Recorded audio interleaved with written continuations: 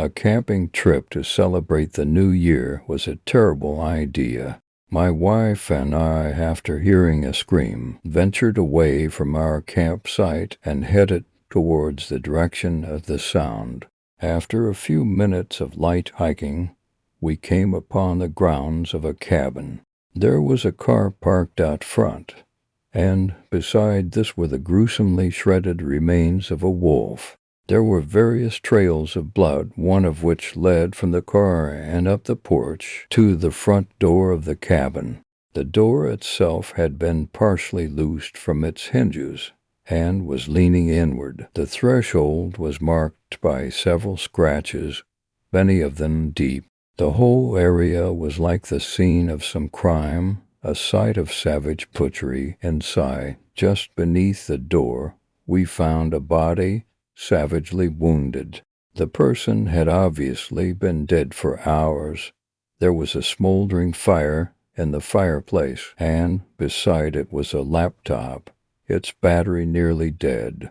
Something horrible had obviously happened, so I took the laptop with me back to our campsite and read the document displayed on the screen, while my wife reported what we'd found to the authorities. Knowing how the local police will react to this, I've decided to upload what I found. I think the person's tragic story deserves to be told, rather than be disregarded and locked away as evidence. Here it is. There are people living in the woods who have forfeited their claim to society. People who, for some insane, misanthropic reason, have decided to unshackle themselves from behavioral restraints such as civility, courtesy, and mercy. People who perform atrocious, abominable things in twisted service to some dark woodland spirit. While making a trip to a river near my dad's cabin where we were going to lodge for the weekend, my friend Tim and I encountered one such person. We saw them conducting some strange rite in an open, moonlit area of the woods, a small clearing from which the nearby trees seemed to be consciously leaning away. The person, wretched in all aspects of appearance, wearing only a disgustingly soiled loincloth, was standing in a small, rock-lined hole in the ground, which they'd filled with what was unmistakably blood. There wasn't any evidence to guess from what animal it had come, hungry and tired from having spent most of the day exploring the area. Tim and I stood frozen at the entrance to the clearing, unsure of what to do. Before we could even think to turn away, the ghoulish person spotted us and let loose a series of incomprehensible words which seemed darkly profane, despite their unfamiliarity. Its skin was sallow and mottled by blotches and smears of brown and crimson stains from its obscene acts.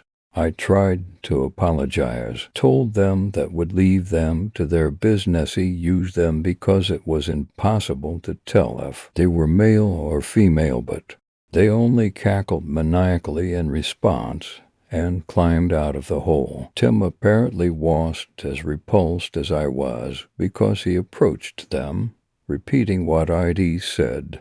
The savage person spotted a few more foul words and then, without warning or any provocation from Tim, reached for something beneath their loincloth. I hadn't seen anything hanging there before, but when they withdrew their hand, there was a small, round, leathery object, no larger than a baseball. I immediately got bad vibes from it, and Tim must have as well, because he turned to me and motioned for me to move away. I did, and beckoned for him to follow, but before he could retreat, the crazed person leapt forward, seized him in a surprisingly powerful hold around the waist, and bit him on the neck. Tim fell down, and the roughly spherical object the deranged person had been holding rolled away. Something about its movement reminded me of something else, but I ignored the thought and went to Tim's aid. The feral thing was attacking him, clawing at his stomach with its savagely long nails, and Tim was repeatedly thrown off balance by the pack still attached to his back. Reaching them, I managed to pull the madman away, but not before it dealt a final debilitating blow to Tim's abdomen. Blood spurted from the wound, and Tim's voice became high-pitched and strained. Panicking, I tried to help him, but there was just too much blood, and we foolishly hadn't brought any of our first aid supplies with us from the car. Capitalizing on my indecision, the feral thing struck me in the head with a black-knuckled fist, and I fell to the ground. I watched watery-eyed as he wrapped Tim up in some kind of snare head pulled from a cavity in the earth. He worked quickly and had Tim tightly wrapped in only a matter of seconds. Not yet done, the madman reached for the object it had dropped, and after a wicked gurgle laugh, squeezed it in its palm. There was then a dusty explosion and a wave of heat, and I was lifted and thrown back several feet.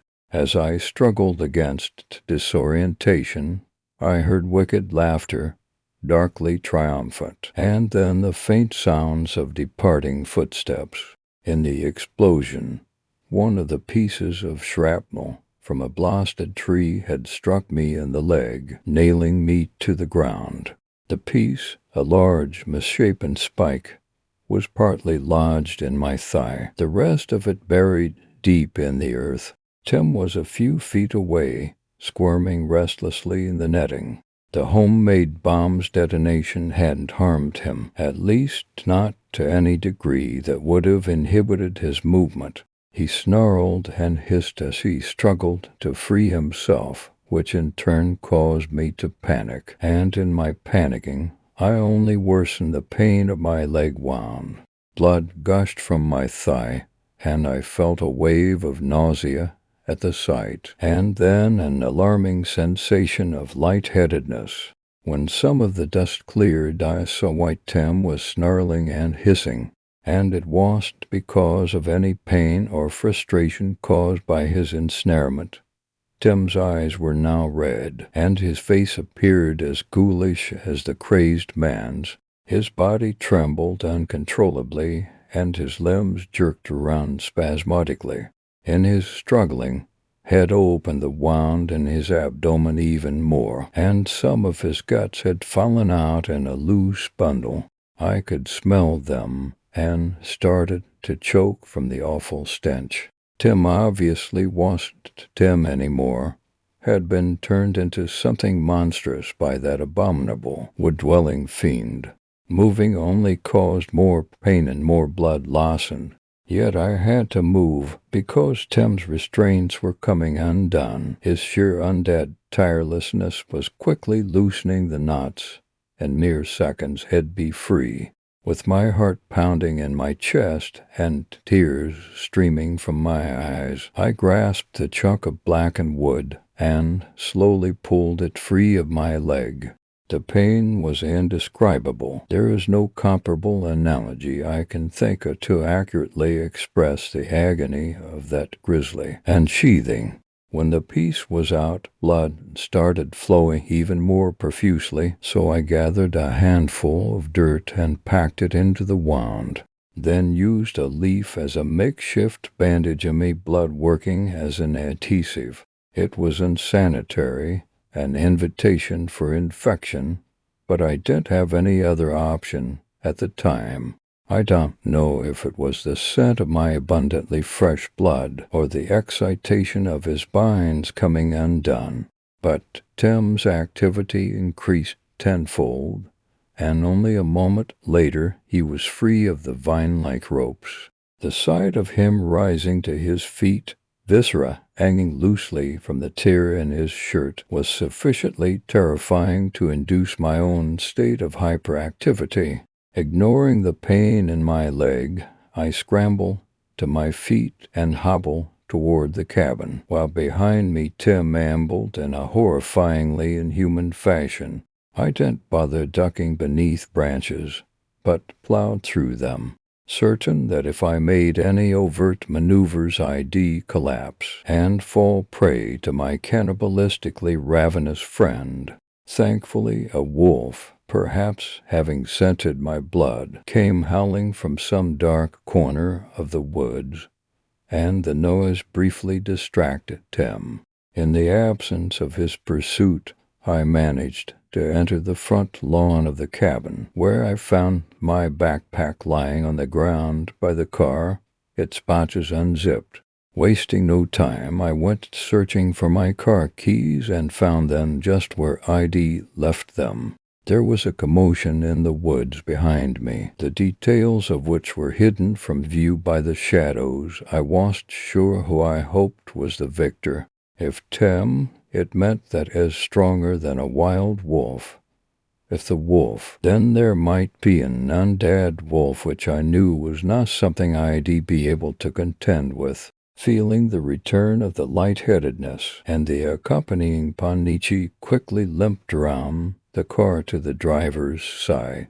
I climbed in, shut the door, and inserted the keys, resisting the desire to take a break now that I was in a safe space. I turned the key, anticipating the wonderful sound of the ignition starting, but nothing came. Trying again, I was met with the same silence, the same mechanical inactivity. With a groan and another wave of pain, I managed to get out of the car and hobble around to the front. Upon opening the hood, I was met with a startling sight, one that sent my heart plummeting into my stomach.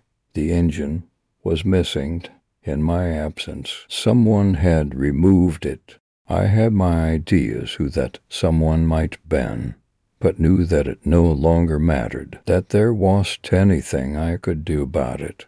A feeling of extreme tiredness then hit me, and all I wanted to do in that moment was to lie down on the grass and rest. But just then something stirred the bushes just beyond the lawn. Leaning against the car, I turned toward the source of the sound and saw Tim emerge from the shadows, drenched in blood, with several new gashes on his face, neck, and chest. The wolf had put up a savage fight. In Tim's right hand was the animal's mangled corpse, what was left of it, which hit drag from the site of their brawl. Looking me in the eye, his bloodshot and full of malice, he tossed the limp carcass toward me, and it landed with a wet thump just a few feet away. The thing looked sickeningly deflated, and I saw a large chunk of its abdomen missing. Tim had fed on the thing after killing it, but apparently he hadn't been satisfied by the meal, because after an inarticulate and possibly derisive gurgle, he came lunging at me, bloody hands outstretched. Surprising time, and even myself, he managed to avoid his grab by pushing away from the car, sending myself falling a good distance away. Tim collided with the car, and I nearly vomited at hearing the wet slap of his entrails against the door. Knowing I wouldn't be able to dodge another one of his attacks again, I began crawling toward the door of the cabin, thinking it better to lock myself inside than go running off aimlessly into the woods. With tears in my eyes, I mounted the porch and reached the front door. Thankfully, I'd left it unlocked, and with the last reserves of my strength, I pushed it open and, using the door frame, pulled myself inside. Just as I shut the door, Tim came running up the porch steps. His body collided ineffectually against the door. He reared back and charged it again, and I remained conscious only long enough to be sure that the door would hold. With no strength left in me, I passed out. I awoke a few hours later, feeling no better than before. It was still night outside, and the stenches of death and early decomposition were not only still in the air, but were more prevalent than they'd been during my flight from Tim. Sitting up, I checked the door and laughed softly to myself at seeing it unlocked. My fifth one belonging to the punctured leg had acted as a doorstop through the night. If Tim had been a bit smarter, he could have forced it open by turning the knob and pushing against my enfeebled limb. Still feeling drained, I drew from the reserves of strength that rest had barely replenished and forced myself to a sitting position. From here, I leaned forward and locked the door, then pulled myself to the kitchen, where I got a bottle of water from the fridge. There wasn't any food in sight if there hadn't been a chance to unpack it earlier. In the day so I settled for munching on ice cubes from the freezer. When my thirst was sated, I sat on the kitchen floor and listened, hoping to hear nothing at all. But after a while, I discerned a soft, barely audible sound coming from behind the cabin, the unmistakable raspy, stuttery breathing of an undead thing waiting for a victim to hunt. Tim had either forgotten about me and assumed some sort of dormant state, or was simply waiting for me to leave the cabin. The reason was irrelevant. He was out there, and I didn't have enough food and supplies to survive in the cabin. Now deeply conscious of how much noise I was making, I laboriously made my way into the living room and climbed up on the couch with my water bottle. I cursed myself for leaving my pack outside, but accepted that it was lost. I wasn't going to risk opening the door and grabbing it. Instead, I used what was left of the water to clean out the wound, and used some paper towels from the kitchen to redress it. Not much better than the dirt and leaves, and it wasn't pretty to look at, but the skin of my thigh wasn't yet a sickly color, and the only bad smell was the blood-drenched clump of dirt. I found a pack of matches on the mantel above the fireplace. I lit a fire and curled up as close to it as I could without burning myself. As the night deepened, Tim's breathing could be heard with eerie clarity above the night's ambience. Physically, I felt awful. Emotionally, I was anxious and afraid, and could feel the encroaching depression and dissociation of having witnessed such appalling things. At some point I must have dozed off, more comfortable than I'd thought beside the fire, because I was suddenly, excruciatingly brought to a state of awareness, and my elbow slipped into the flames. I cried out, jerked away from the fire, and fell over onto the floor. This sudden movement sent a monstrous spike of pain through my punctured leg, and I cried out again. This second outburst of pain caught Tim's attention.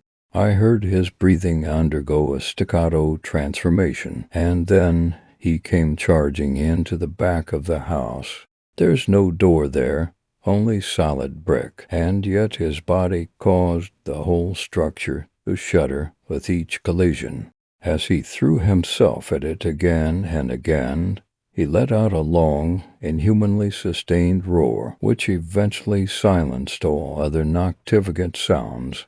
That started about 5 minutes ago, has still going, still throwing himself at the cabin, has moved around a bit, is now attacking the left side nearest the fireplace, confident that it would take him a while to reach the front if he even has any conception of the front of a building.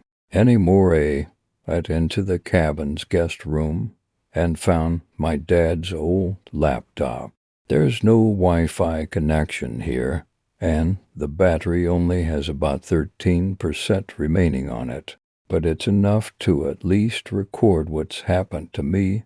I doubt I'll make it out of here alive, so I guess I should tell my story, and Tim's. Hopefully this'll be found sometime soon. If not, it's a dark, fucked up thing to say, but hopefully Tim's body falls apart within the next few hours. Not for my sake, but for the sake of whomever happens to wander into these parts of the woods. If he can kill a wolf, who knows what he'd be able to do to a person. So if you're reading this, and it's not after being told to do so by me during an interview on television for being the first person to survive a zombie attack, then I guess. Be safe out there, wherever you happen to be. Thanks for taking the time to hear my story. I think Tim has made it to the front of the house. Guess I better go try and brace something against the door. Story 2.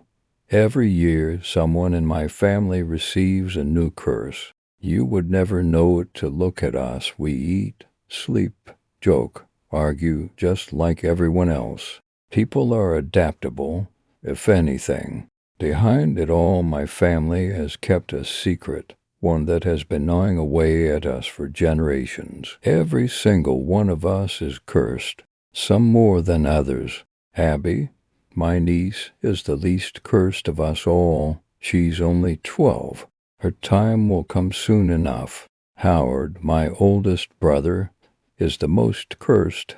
He has always been a selfless man. And me, I fall somewhere in the middle. Our curses come yearly, on the 10th of December, and we get to decide who among us will take them on. That's the extent of our control. My husband begged to take my place last year, but I declined. I could never let him do that. When we met and fell in love, he had no idea what he was getting into. I told him when he proposed. It just came flooding out of me that night by the lake while he knelt on one knee, ring in hand, staring at me in shock. I told him about the curses and their rules, and how they were the reason for all of my eccentricities. If you break them, you have to be prepared to pay, and pay dearly. I told him I had considered breaking it off more than once. He wanted me anyway. I couldn't say no.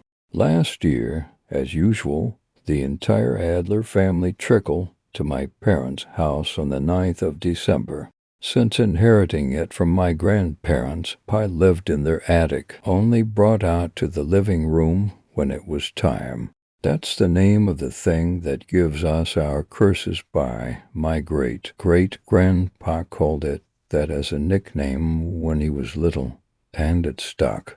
Its original name has been lost somewhere along the way. How my parents carry on day to day with it in the house, I don't know. Ollie and I made our way inside with our luggage, having arrived late due to a delayed flight. Everyone else sat quietly waiting. There were a few nods of greeting, a couple of hugs, but the vibe as a whole was tense. In bed, Ollie leaned on his elbow and stared at me. I saw you talking to your sister, and Mom, they know who's going this time. I shook my head. No one does. Well, just play by ear tomorrow. He lay back down. It was only his second time, and being a very organized person, he hated how we didn't talk about what was going to happen or agree ahead of time which of us would take the curse. He never understood that we chose to put our heads in the sand 363 days a year, that it's the only way we could cope. Some of us had curses we had to constantly be on the lookout for, things we had to avoid. He just didn't understand the stress of it all yet. Howard can't take on another one, he mused, MHM. Neither can your folks. I rolled my back to him, not wanting to get into it right now. I already knew I was doomed to a night without sleep. I at least wanted it to be quiet. He continued, hushed. Liz is pregnant, Sosha's out, and Richie, is it? He got a real bad one. So it's not fair he takes another. John can't cause well. He has issues. So who does that leave, babe? Please just leave it. "'Okay, we can do this tomorrow." The bed moved as he slid over and snaked his arms around my waist. "Abby, Nate, Helen, you, please, just no more." He kissed the back of my head and me. We ate breakfast around the big table: bacon, eggs, juice, pancakes. Howard had roll, oats, and coffee. Not much in his life wasn't impacted or restricted by his curses. Watching him broke my heart all over again. At noon we drifted into the living room. Mom had placed pie on the mantelpiece. Looking at it, you'd never know the misery it caused, carved from wood. It was a blocky, clumsy thing that somewhat resembled a bull head, except with a shortened snout and circular eyes. The mouth was ajar and carved out just big enough for a hand to fit inside. Mom brought in the yellow book, our tattered guide to some of the curses compiled by someone or something, probably when all of this began. It had been added to by a very long line of descendants over the years as well. She placed it on the coffee table and took a seat, hissing as she did so. Her very last curse had not been written in the book, which left us in a scary limbo for fear of accidentally breaking a rule. In time we realized it was a physical curse that had manifested as rheumatoid arthritis. We added it to the passages. Abby scooted onto the floor, staring up at me eagerly. "I can do this one, if you guys want me to." She was so brave, so much like her uncle and her father. Richie immediately began to sign in her general direction. Helen, my big sister, dressed in all black since her last curse vetoed color clothing, put a soothing arm on him. It's all right. She won't be taking one." She shot a stern look at Abby, who stared at the floor, frowning. Richie went on, "You won't be either, Helen. We've given enough." "Yeah, well, that's how it works.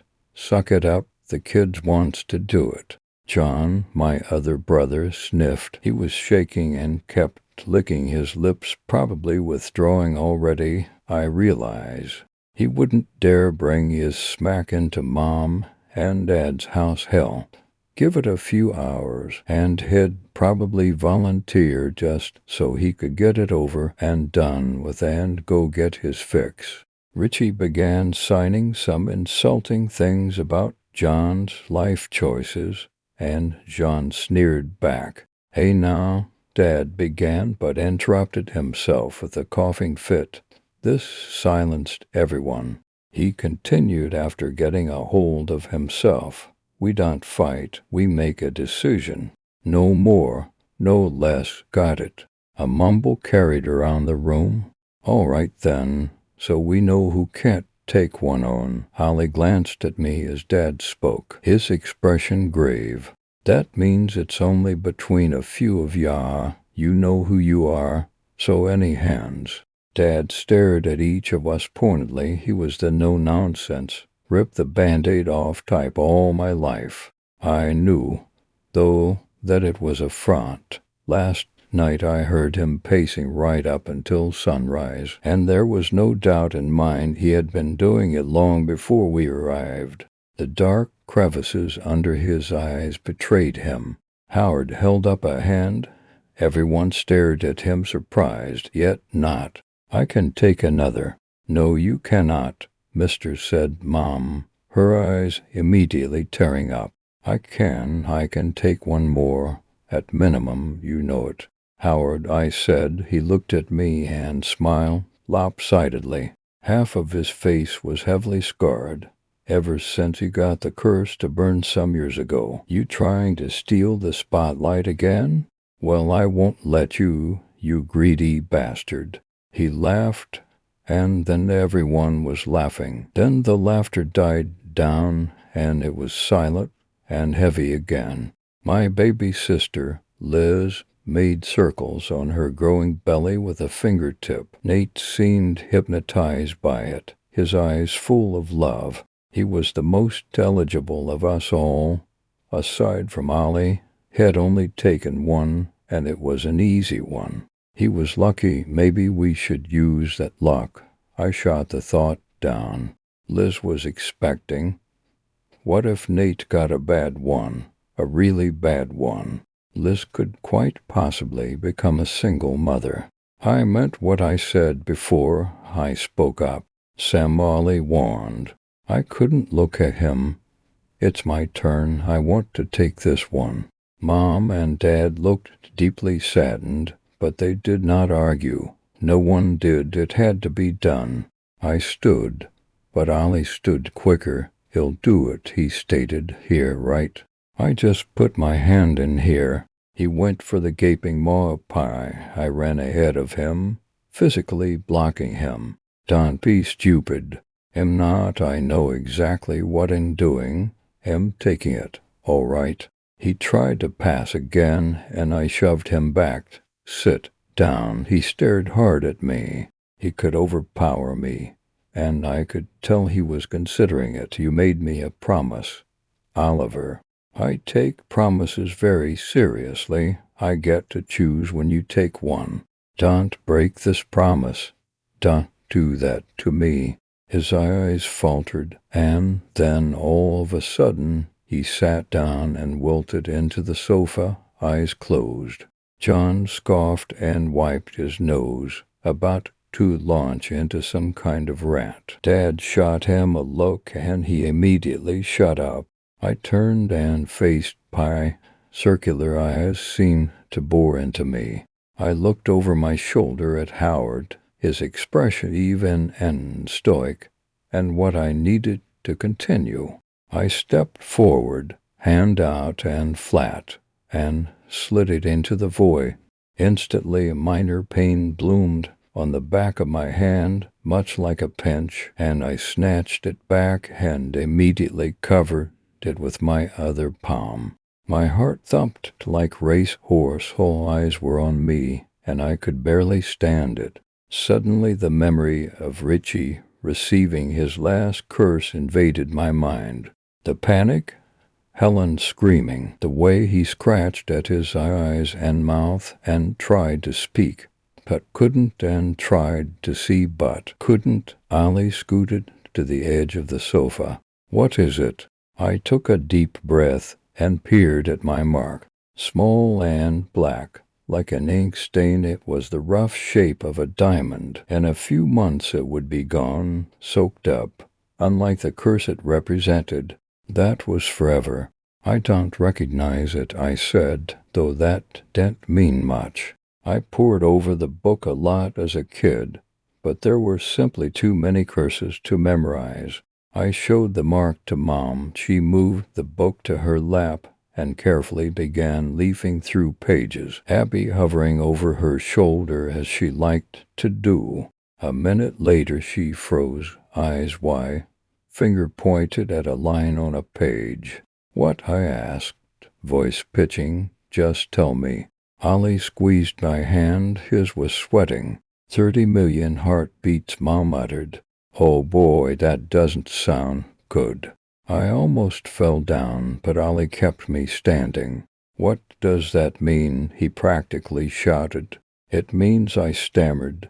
It means that's what I have left. Wait. Abby cried. She wrested the book from Mom and stared into it. Richie frantically began signing again, but Helen stopped him gently. The shape's not right. The top's wrong. Let me see. I walked to her on wobbly legs and offered her my hand. She studied it and then returned to the book. Mom looked awfully pale. I sat down beside her chair. Am right? See, Abby smiled widely. It's not a million heartbeats. It's this one. Sleep foot east. Foot east, I repeated, double-checking my marking against the curses. I closed the book with a soft thud and stared at Abby, and then Ollie. It matches. Oh my God, Mom breathed shakily. I'm so sorry. I thought these old eyes of mine. I leaned over and hugged her. It's all right. am very thankful for your old eyes right now." Howard erupted into laughter. Outside, we each bid each other farewell and exchanged the usual "Stay safe. Look out for your curses." John was the first to leave, even though Mom and Dad asked him to stay the night. Then Richie, Helen, and Abby.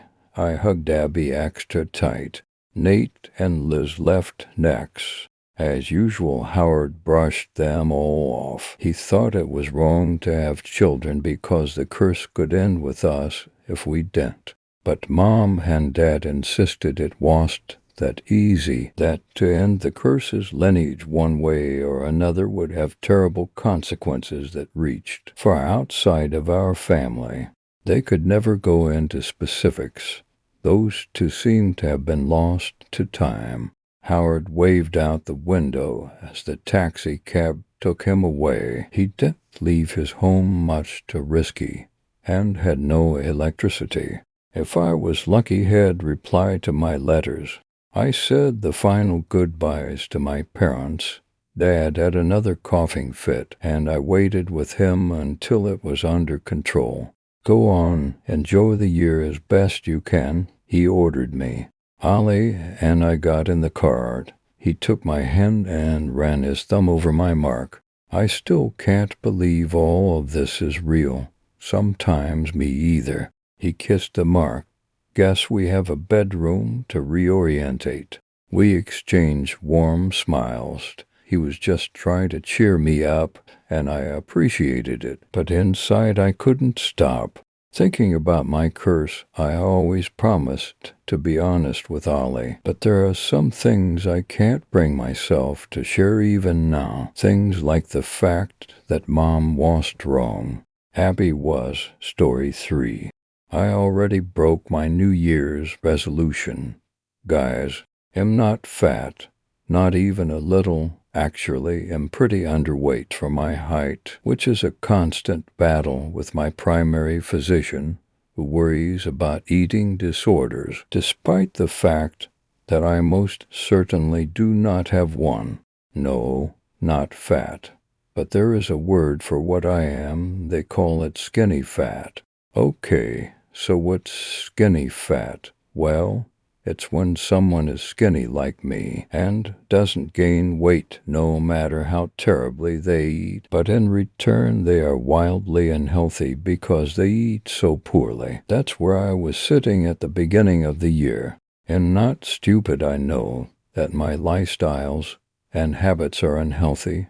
I don't exercise, I eat like shit, and in turn am always sick. Am always having stomach problems and feeling faint and dizzy. Physically, my life is kind of a nightmare, and I have no one to blame but myself. So, this year, like many other people, I decided things would be different. I was going to get healthy. God damn it. I was going to work out, I was going to eat right, and hopefully I'd see an improvement in my health.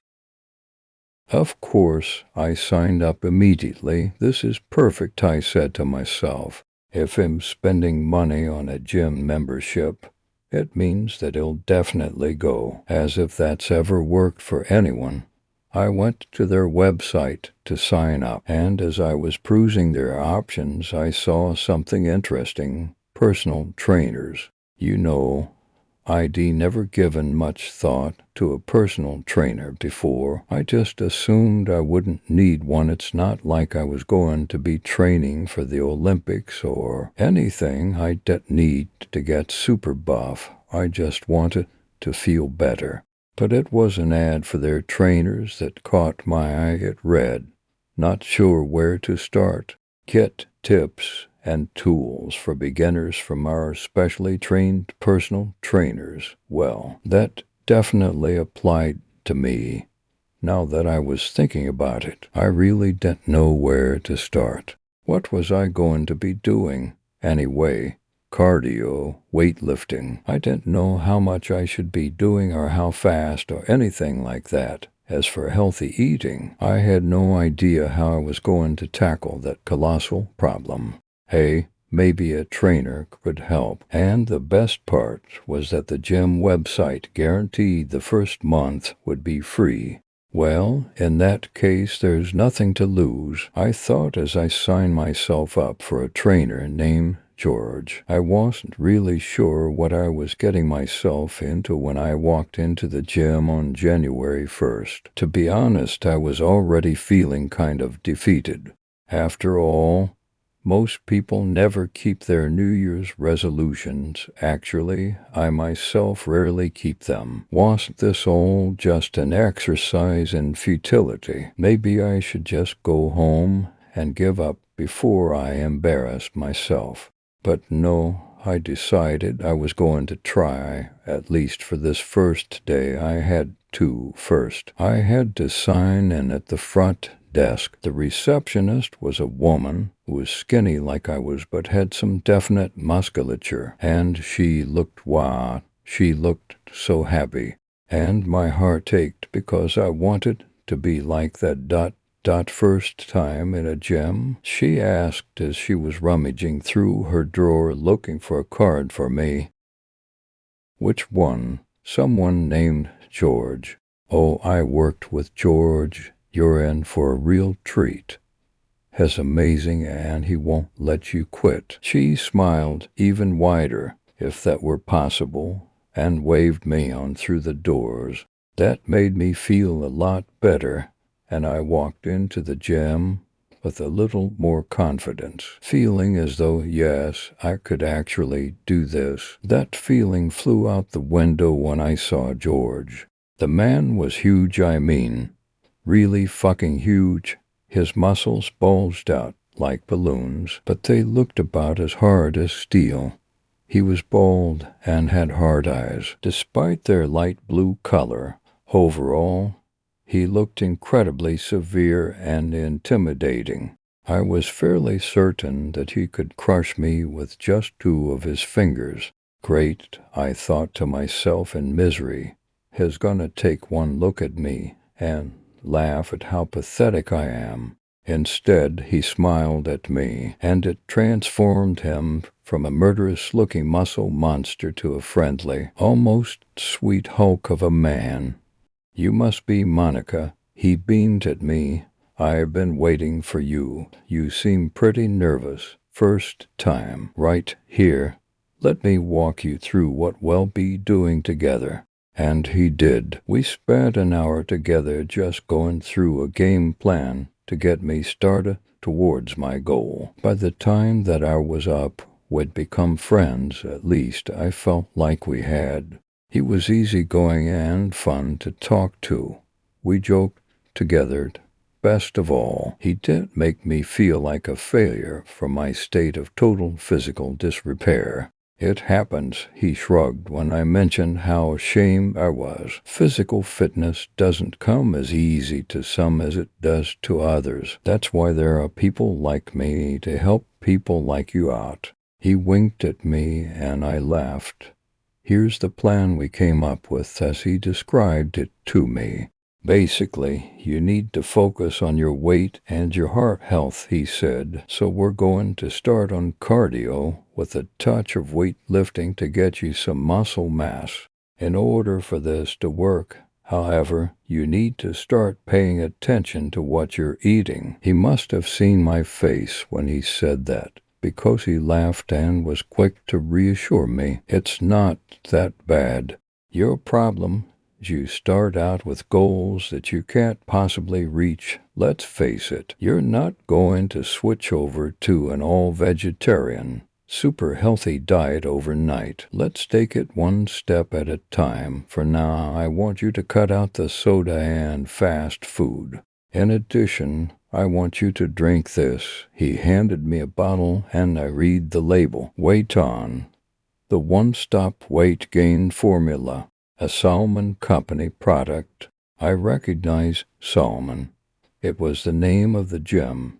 You guys have your own protein shakes. Actually, we have a variety of formulas to suit a variety of needs, he explained. This one has a high caloric content that should help you gain a little weight. We have other products for people who are overweight or are managing medical problems like diabetes. They're very important to our programs. I promise you, if you drink this twice a day, you'll start seeing results and it'll be worth it. Give it a week and you'll be very, very pleased. All right, how much will it cost? I asked, because, let's face it, I wasn't made of money, and this sounded a hell of a lot like a scam to take more money. Absolutely free, comes with the trainer program, he answered. Well, that settled it.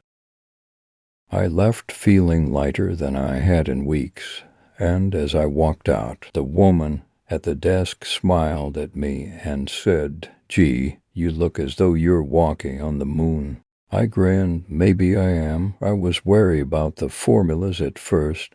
It seemed almost like cheating, or like a scam. I know that results only come from hard work, so anything that makes it easier is wrong somehow.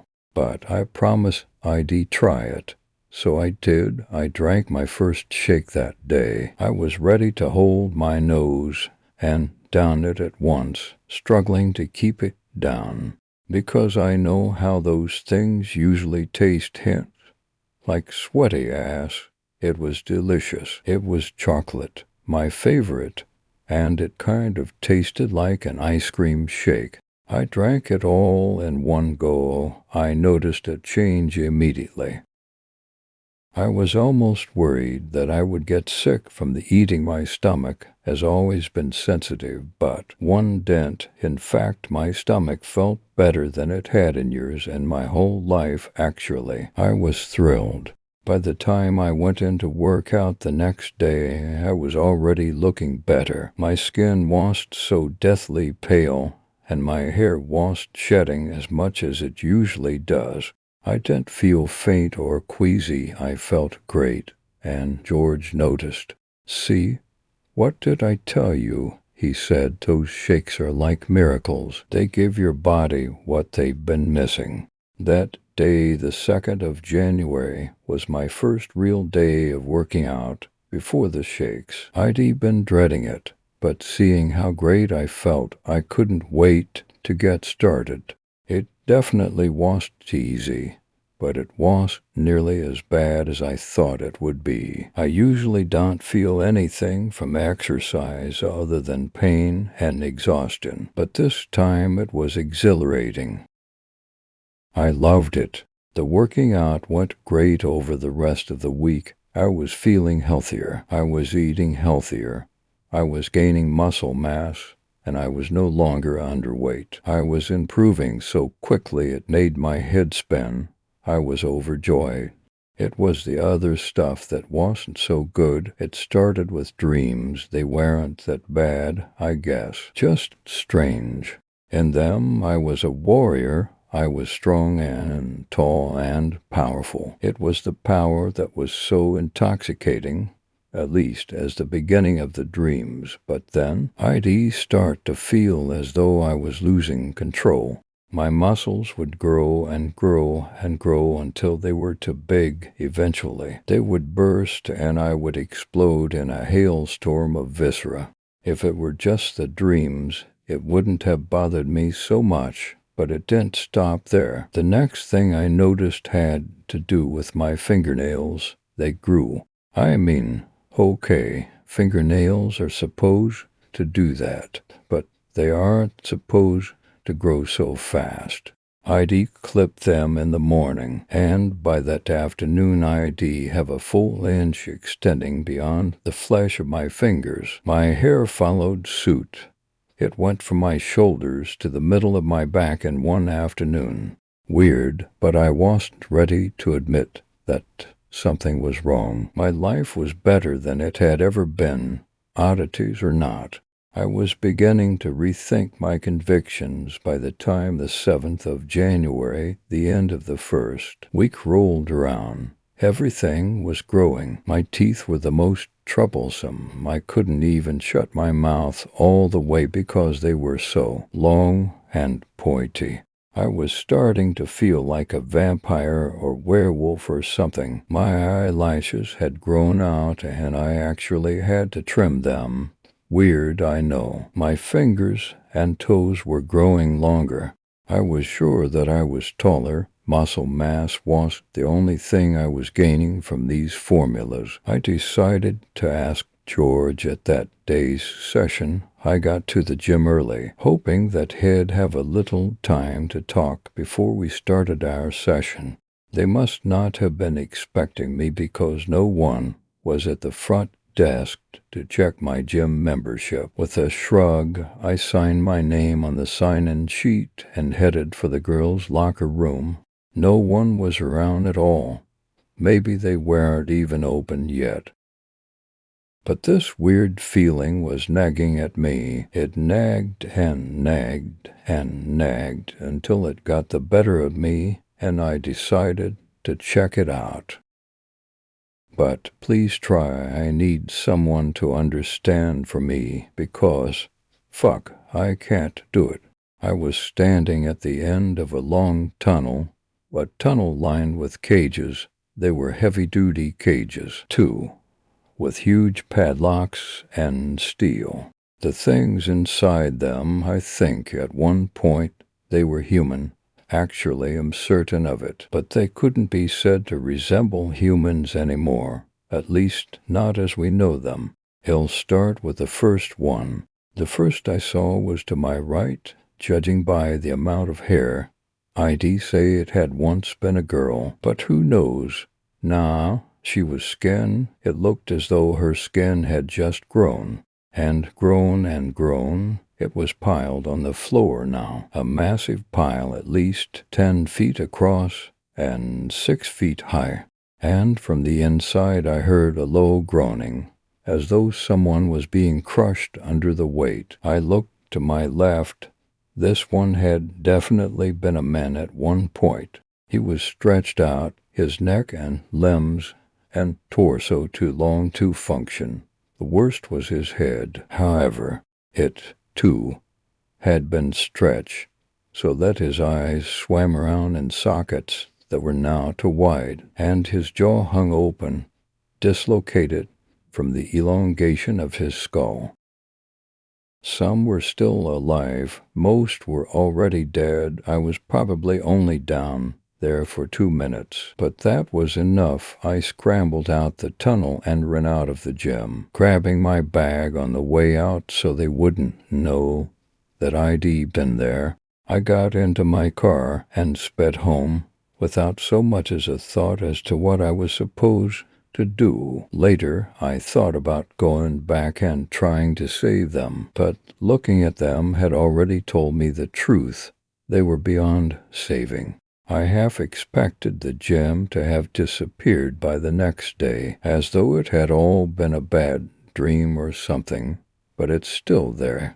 The website is still up, and George has been calling me, asking where I am. I never answer my phone anymore. Another week's worth of formula arrived at my doorstep yesterday. I drained them all down the sink and threw them away. I was almost disappointed, but thinking back to those things down in that tunnel well, I'd rather work out the old-fashioned way than end up like them. Getting rid of them wasn't easy, but I console myself by deciding that they almost certainly weren't FDA approved. I've been waiting for someone to come after me. I thought I'd gotten out of there without anyone seeing me, only to remember once I got home that I'd signed in. They knew I'd been there. They probably knew what I'd seen, and still too afraid to leave my room. So, anyway, if you want the Reader's Digest version, I missed going to the gym these last few days and have broken my resolution. I would like to point out that it's not entirely my fault. So does anyone know a good gym that won't try to kill me? Story 4. I hate New Year's Eve. Every year on this night, the anomaly comes back. It first appeared in the sewers of my hometown 5 years ago. The only hints we had of its existence were to dismembered teenagers and one young girl who had been traumatized into permanent silence. At the time, disturbing as the event was, it was hard for the police to justify spending resources on kids that had been deemed undesirables. The questions focused on what the three had been doing in the sewers on New Year's Eve, not on who or what had killed the two boys, and the terrified mute girl couldn't answer them in either case. We didn't have much to do in my town other than drink, so our debates at the bar went in circles before fading over the next few months. We were collectively just about to forget about the whole thing when the next New Year's Eve rolled around. The night's celebrations were rowdy, sure, but slightly overshadowed. More than a few people had theorized there might be a serial killer who had chosen that night annually for his ritual. We all kept a nervous eye on the shadowed distances outside the reach of street lamps and porch lights. Just after midnight, screams echoed out from a back lot behind the old hardware store. A tremendous burst of drunk, angry, and protective men surged from the main street bars, myself among them. We'd amped up all night to potentially mass mob a serial killer, but none of us were prepared for what we saw. For limbs, a torso, and a head lay scattered around the lot, but not in even pieces. Some tremendous force had sliced them to bits. Worse, the same mute girl from the year before sat huddled behind a dumpster, crying and covered in a sopping wave of blood. Harold, our oldest homeless man, had been murdered, and that girl had become a primary suspect. The police took her and brutally interrogated her. Our town was simultaneously silent and full of whispered gossip the entire time. Nobody knew whether to feel bad for her or whether to demand she be treated more fairly. If she had killed those people that way, she was totally insane. So I fought down my usual urge toward fairness and stood by while they continued hurting her. We all did. Apparently, after for days, she finally cracked and told them what she had seen both New Year's Eves. We could only guess at this, though, because the chief of police left the station with a haggard look of suspicion and fear, and without a word. The other cops escorted the girl to the psych ward of our local hospital and left her there indefinitely. They looked for a hypothesized serial killer for a few months, but neither scene held any forensic evidence. They were forced to give up. Not that it mattered. The next New Year's Eve, they were all killed just after midnight. A veritable cyclone of gore and grated chunks exploded across Main Street. I was sitting in Roddy's pub with the other guys when the windows suddenly went dark red with blood, like rain. The thump scared the living daylights out of us, and we ran to the door when we realized all the windows were opaque. I can't describe the scene outside. Suffice it to say, the sewer drains nearly overflowed our entire police force. Several doctors and numerous patients from the psych ward were later pieced together out of the morass. Sitting dead center was the same girl, knees curled up, arms over her head, as foot-deep blood swirled past her. Yet again, she had been the only survivor. Only this time, we knew we were not dealing with a serial killer. Something far worse was happening. The girl, of course, had more or less lost her mind. She was also still drugged up from the ward and told us everything in a stunned haze. I truly wish she hadn't. The nature of the anomaly was such that we could not speak to the media or ask for help from outside sources. We simply wouldn't be believed, and there'd be more questions than answers, getting us all in deeper trouble. Though the mess was horrendous, we cleaned up the street as best we could and gave them all good Christian burials. Those hours of picking up body parts, with my numb garbage bag gloved hands in the cold light of New Year's Day, rank among the second worst of my life. The first worst hours came next New Year's Eve. We were all in it now, a town secret among the men. The anomaly was going to come back, and we had to be ready. Part of me hoped it wouldn't return, but the rest of me knew, with a sick feeling, that it would.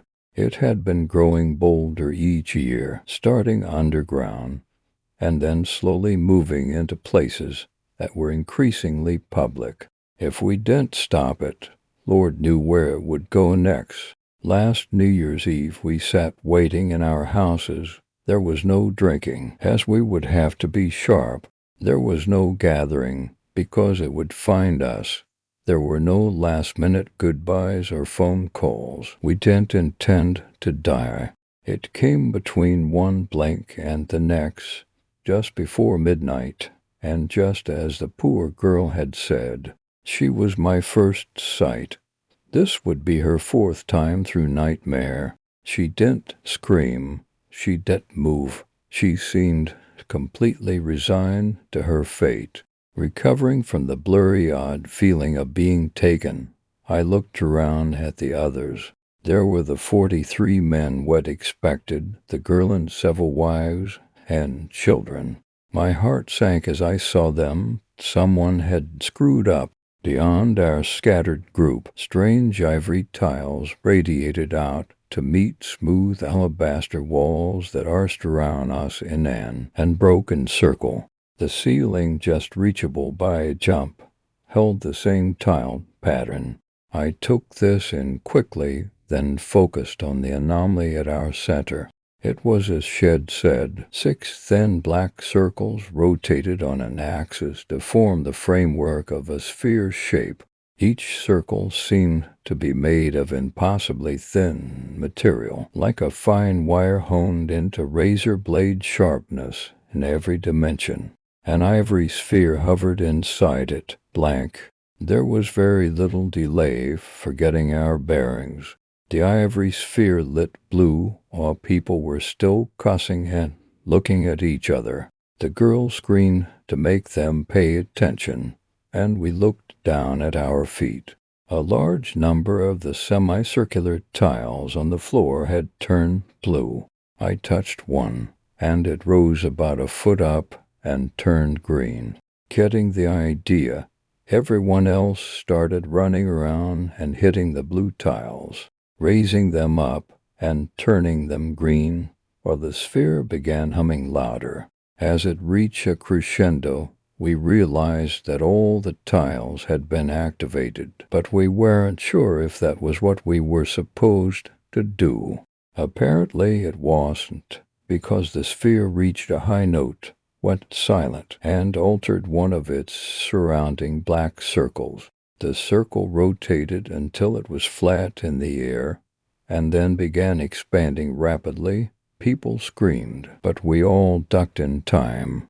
We'd all seen what this thing had done to everyone else, and we weren't about to get caught off guard.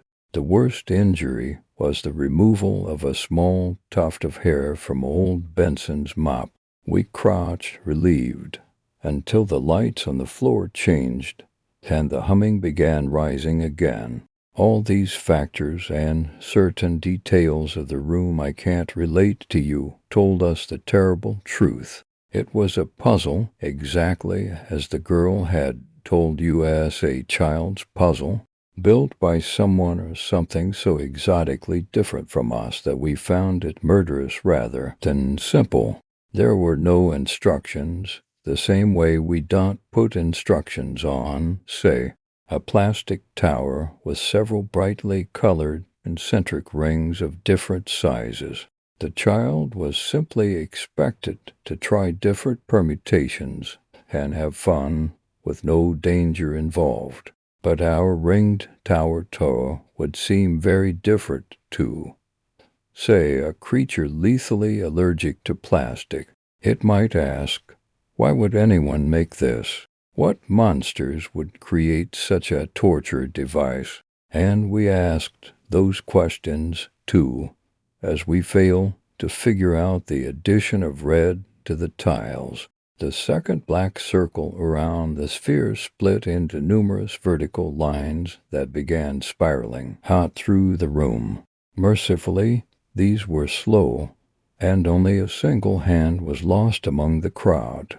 One of the wives screamed in pain, but her husband was there to bandage her stump, stem the bleeding, and grab her loose hand for possible Rietish medicine. We got out of this in time. The ceiling tiles were separate objects from the tiles below them. As the sphere began humming again, we all realized that at the same time, jumping up, we hit red tiles, which turned blue and lowered. To low, we hit green raised tiles, which rose further and turned back to blue. The new color, yellow, only turned white when struck. The men threw out numerous theories. Did it have something to do with primary colors?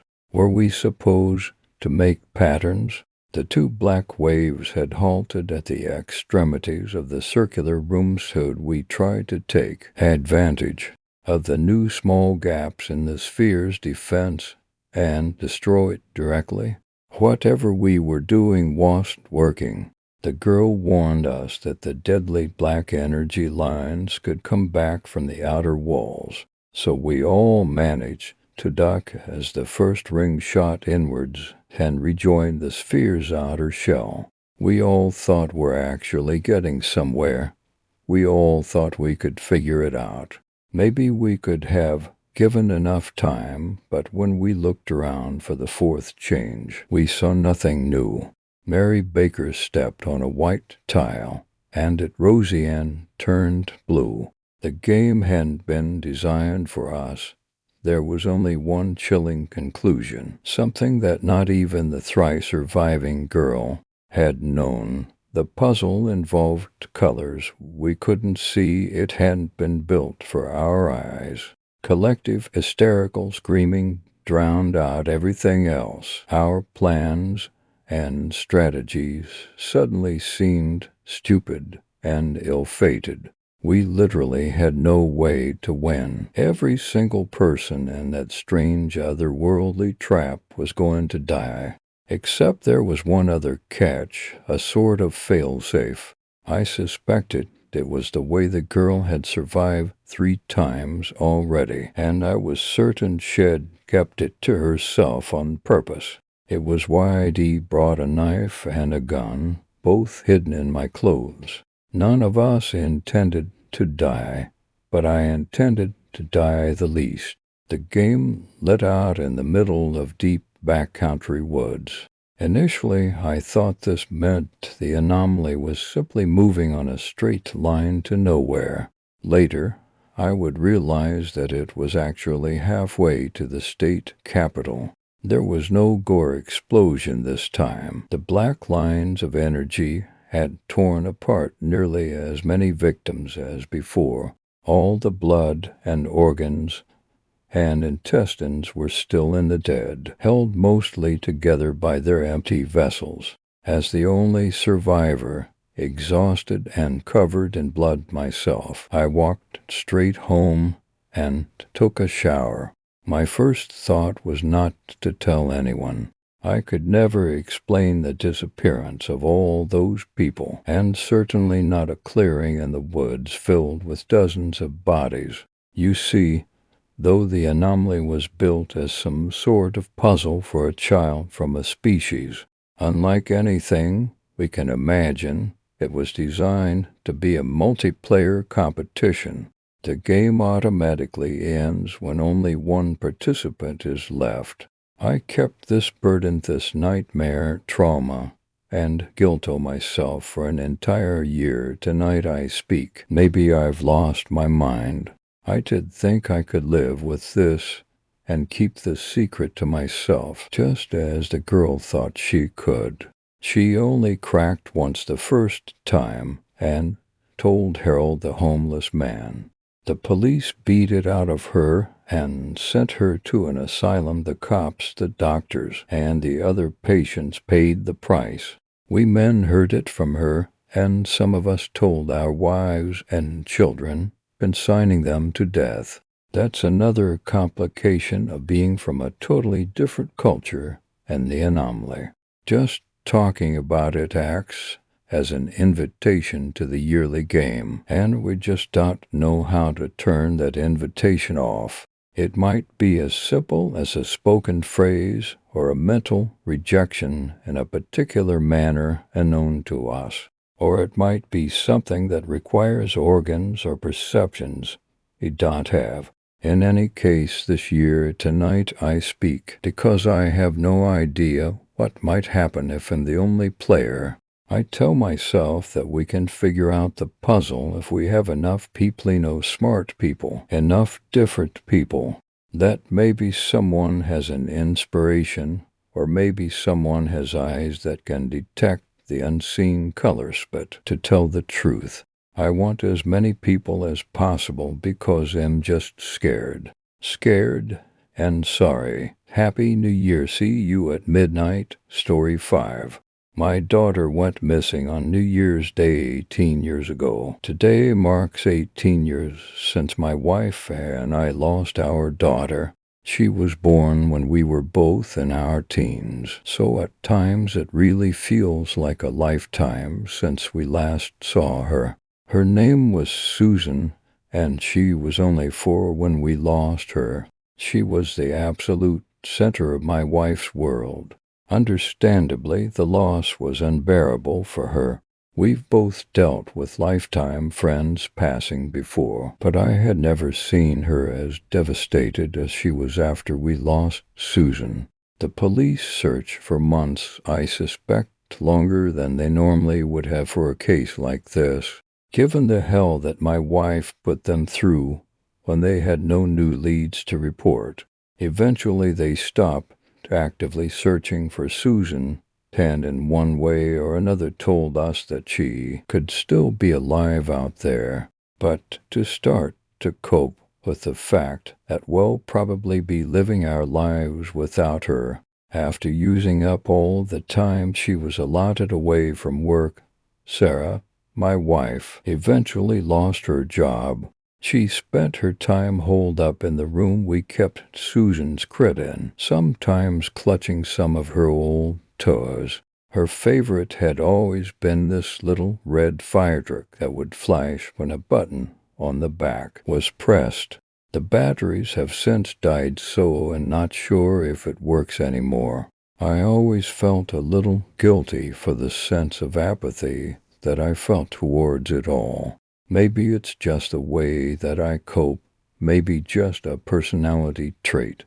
Who knows? Every time the new year comes around, Sarah seems to fall into a minor bout of depression, considering the news she received on that day years ago. For most, the 1st of January is a reminder that the new year is something to look forward to.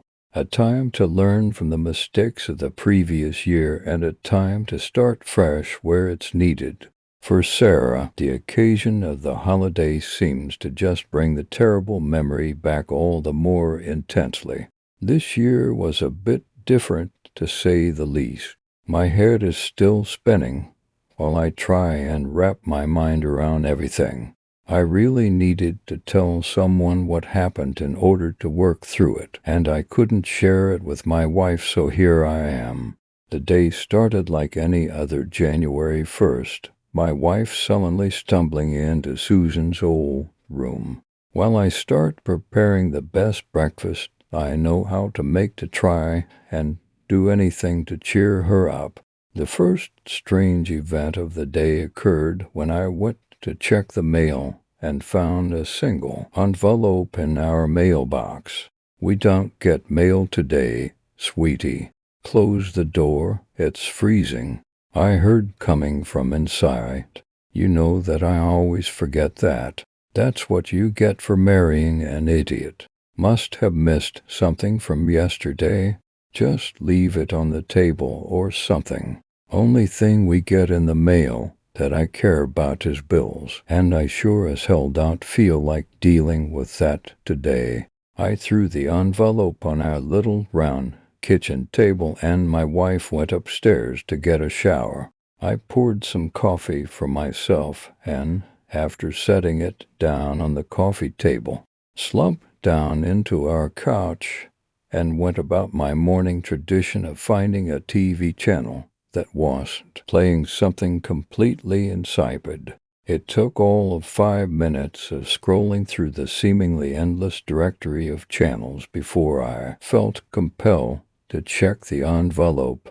Although we're not scraping by any means, I've always been pretty paranoid about money, and if it was a bill I needed to know how much money would be coughing up. I think the paranoia may come from the financial hell that followed my wife losing her job after we lost Susan. I grabbed the envelope and paused before instinctively ripping it open. Our address or return address were nowhere to be found on the envelope. It was completely blank except for the words to be written sloppily on the front and the center. I resumed opening the envelope, now more out of curiosity and less out of financial concern. Am hoping my wife didn't hear the gasp I let out reading the contents of that letter. On notebook paper that looked decades old was written, "Happy Death Day to me. Happy Death Day to me. Happy Death Day, dear Susan. Happy Death Day to me."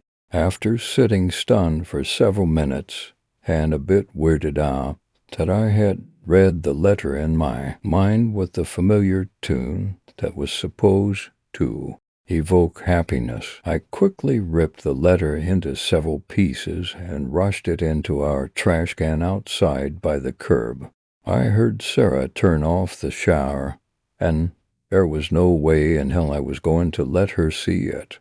I had trouble fathoming how cruel someone would have to be to play this kind of a joke on a family that lost their child, and who the hell would even be able to. Only very immediate family and a couple close friends know that we lost Susan, and how would they know that I used to call her Susan when I'd give her a bath because she loved playing with the soap bubbles? Only her and maybe Sarah knew about that dumb nickname. A few minutes later, Sarah descended the stairs and joined in my pursuit to find a TV channel worth watching. We always joked about how it was time to get rid of cable, but never seemed to find the initiative to follow through with our plan. We sat in silence once we landed on a channel playing some crime show. Sarah loves those. All that was swimming through my head was that letter and about a million other questions. As the day progressed, the letter worried me less and less. Sarah and I planned a wonderful dinner that we were going to prepare together. We picked out a movie to watch, and I had grabbed a gift for her at the local jewelry store to give to her after. I wanted to make the day special for her, and she really didn't seem as despondent as previous years.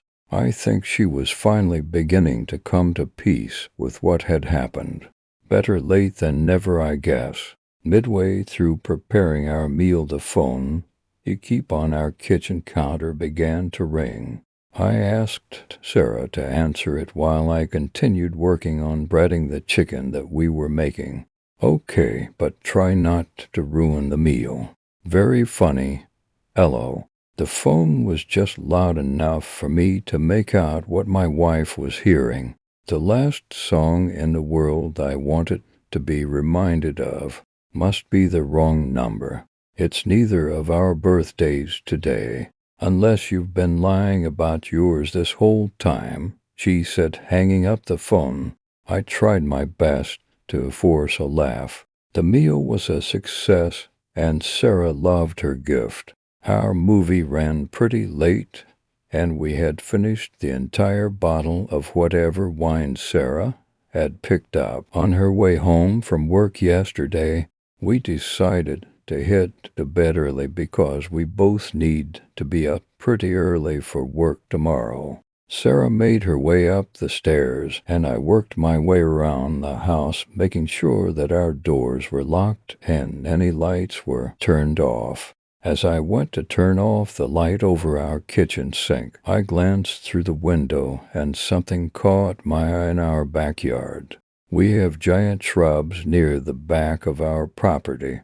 They had lost all their leaves because of the season, and I saw through just enough to realize that there was something behind them. Being the paranoid guy that I am, I knew I had to investigate before my brain would let me go to sleep. I threw on the closest pair of shoes that I could find and grabbed my phone to use as a flashlight. As I got closer to the shrubs, a pang of nervousness shot through my body.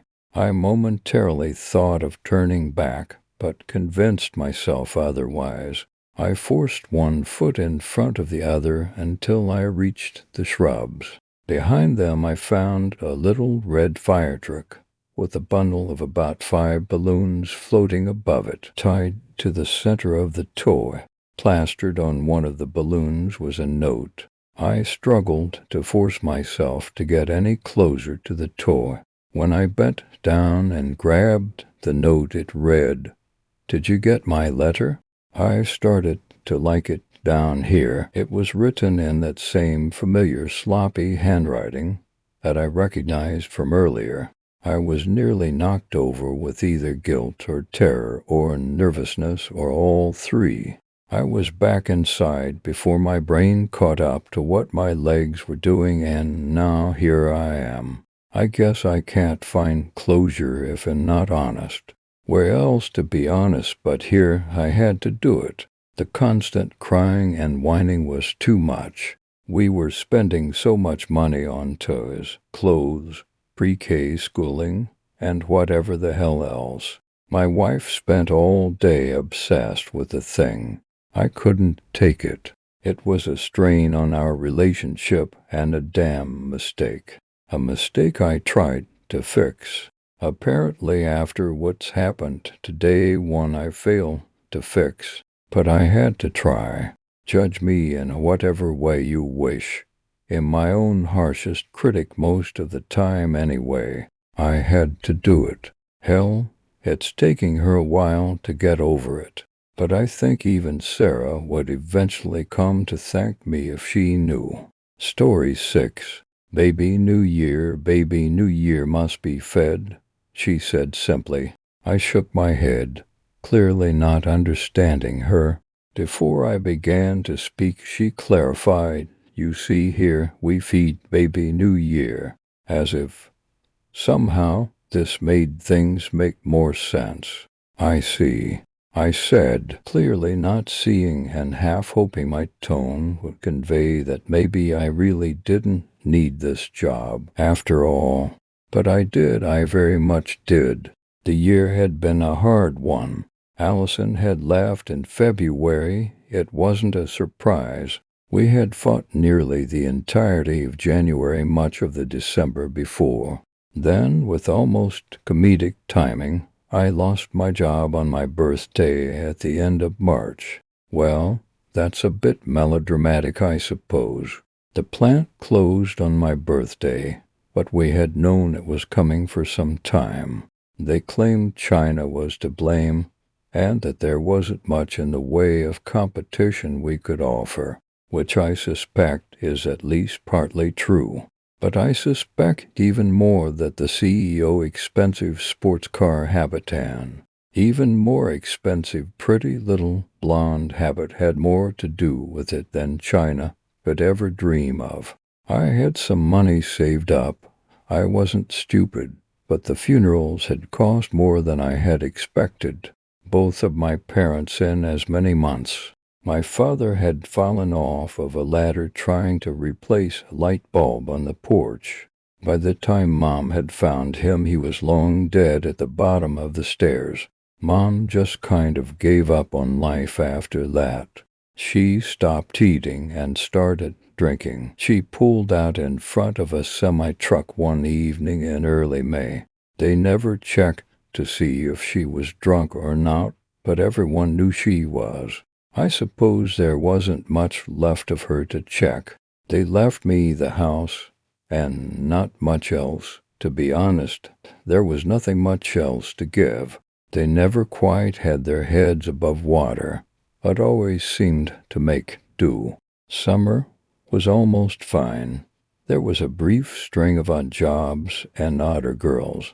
The jobs kept me afloat, while the girls almost certainly did not.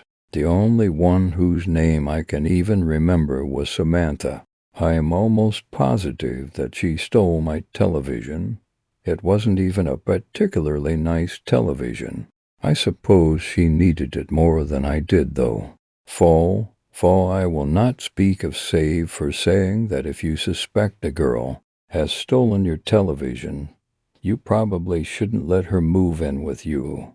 She did have the bluest eyes, though you should have seen them. By the end of fall, though, the money, jobs, and, coincidentally, Samantha's interest in me had run dry. Winter had left me taking out payday loans on the car.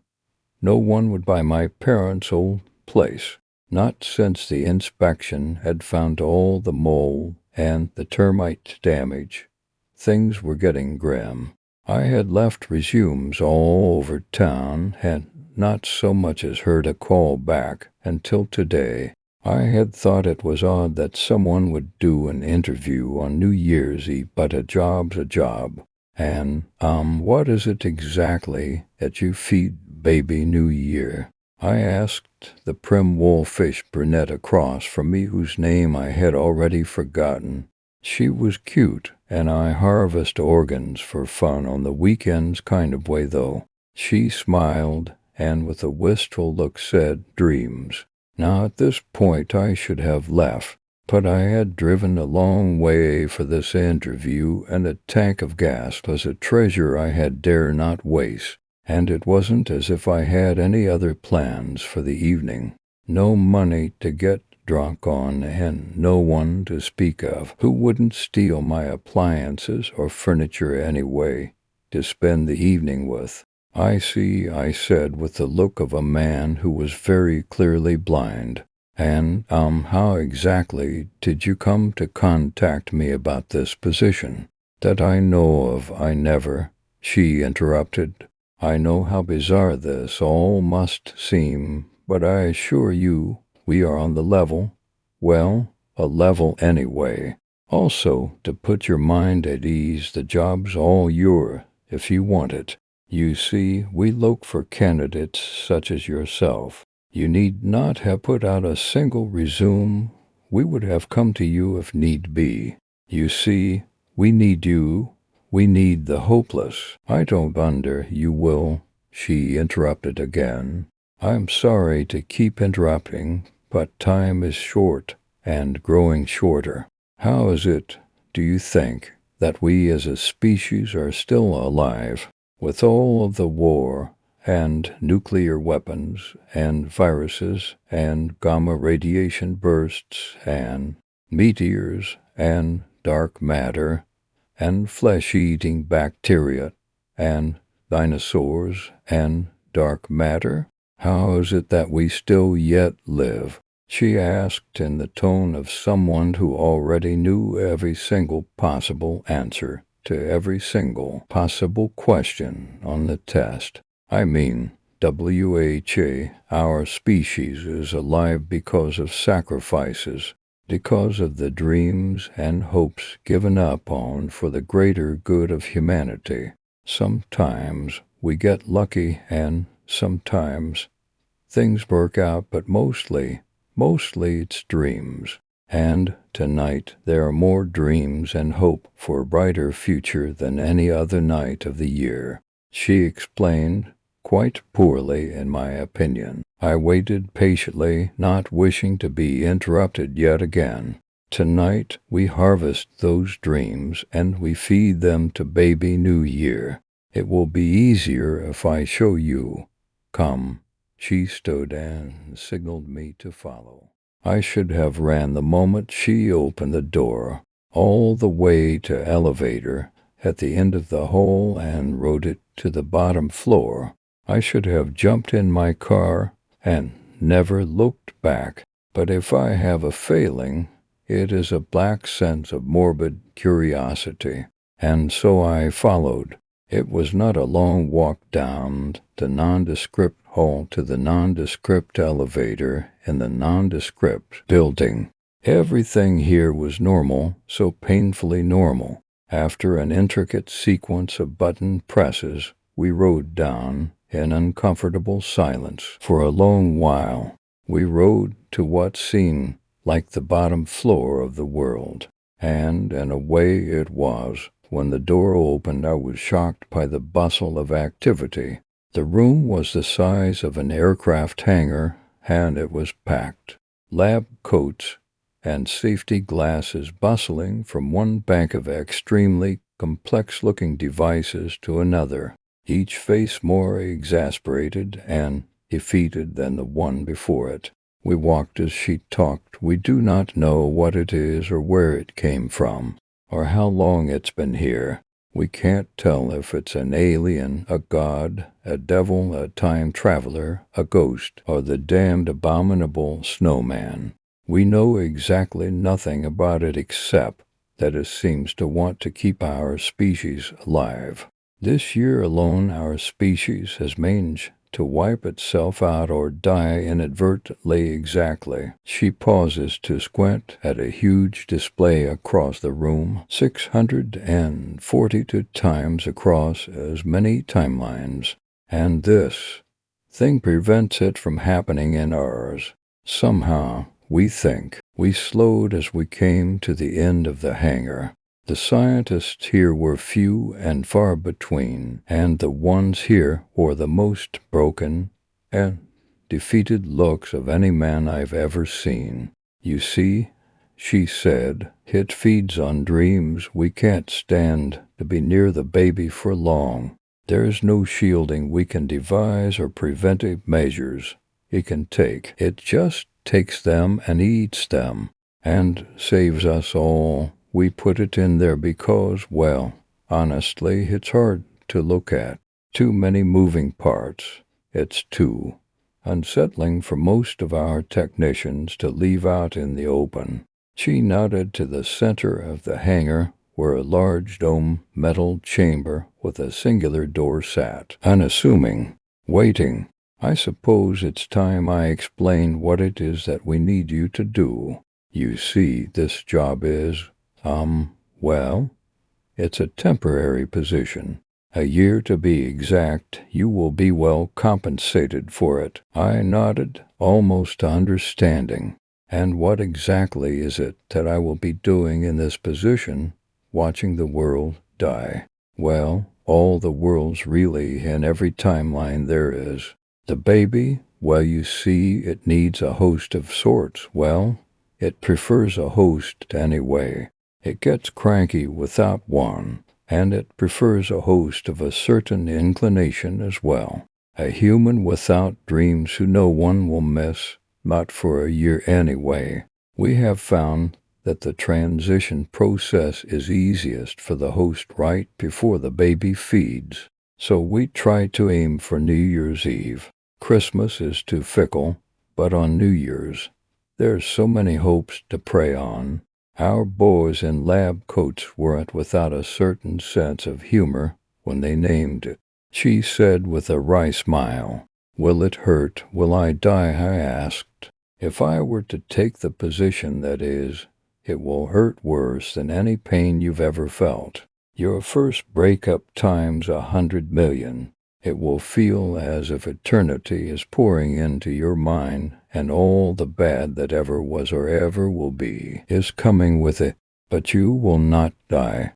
As we understand it, no host has ever died of natural causes after the, position was filled. They simply are, for as long as they wish to be, and then they are not. Most go on to live very normalish and happy lives afterwards, though.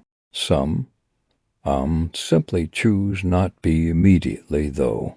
Those were usually the bad years. The position is not without its risks, you see. I see, I said, finally seeing for the first time that day. And if I decide to take the position, I imagine I start immediately, I asked. Yes, right after the paperwork is signed, she said. And the man I'll be replacing, will I get to speak to him at all? I asked. Woman, and no, it usually takes a few days for the hosts to, remember how to, human again. She said sheepishly, for the wolf of a woman she was anyway. And if I refuse, I asked, knowing without a doubt that I wouldn't. Then you refuse, she said flatly, but we both know that won't be the case. No one ever has. We've come to believe that the host picks the baby as much as the baby picks the host. But that's mostly a guess by the boys in lab coats. We know very little about the selection process aside from the baby being very picky. There was a long pregnant pause now as I pretended to ponder my options. She surveyed me almost pityingly. It would seem even Mephistopheles has a soul at the end of the day. So I said finally, I suppose there's some paperwork I need to sign. Right this way, she said with uncharacteristic kindness. Right this way.